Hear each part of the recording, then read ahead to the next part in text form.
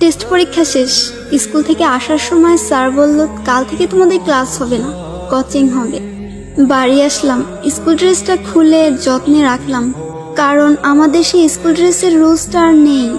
এখন যে যার মতো স্কুল ড্রেস পরলেও চলবে, না পরলেও চলবে। ড্রেসটাকে যত্ন করে রাখলাম, কারণ এই ড্রেসটার সাথে আমার জীবনের বেস্ট সময়গুলো জড়িয়ে।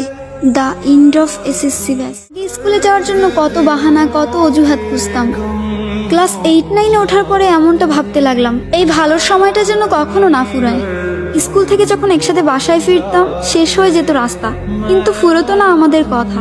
সাক্ষী ছিল লাস্ট বেঞ্চ, সাক্ষী ছিল রাস্তা, আমাদের ফেলে আসা হাজারো রূপকথা।